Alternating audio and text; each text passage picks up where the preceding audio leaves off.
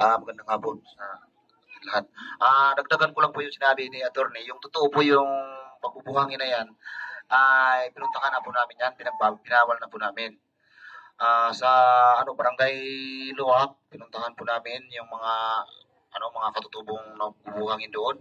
Ang totoo, inakutan po namin sila ng buhangin bago in-standby po namin doon sa Marabal.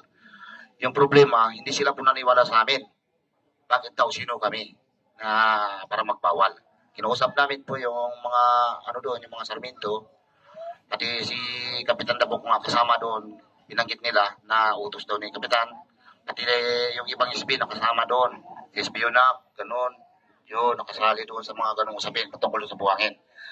Hanggang sa kumawa kami ng resolusyon, pinunta namin doon kay attorney, yung doon sa, sinong attorney, medyo attorney, yung sa Pulalakaw, pinuntahan natin. Kalimutan ko na. Nag-report po kami doon. Justin yun. Binigay na po namin yung patungkol sa buhangin. Kumbaga, ang resolution na ito ay nasa tabi na po. Hinihintay na lang po namin yung katugunan kung Hindi na lang po namin ito nasa-submit sa munisipyo, ito kila Vice. Pero sa ngayon po, dahil nandoon na rin yung sinabi ni Vice na isasubmit sa kanila, maaaring gagawa naman po kami ng resolution. Tama yung sinabi ni attorney.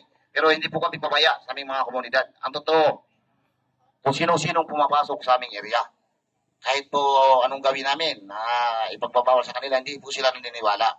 Kahit ngayon sa live po, sa totoo lang, hindi nakipag-IPS yan sa mga katutubo.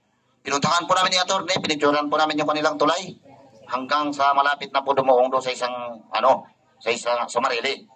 Linagyan po namin ng karitola, yung bawat area. Siguro mga 2 panyo na lang. Kung makarya ka ng lambat, 2 panyo na lang, dadaong na doon sa tabi. Ayun po yung naging problema doon sa Marabal, Alulad, hanggang sa Marili. Yun po. Yun po, magandang hapon ulit.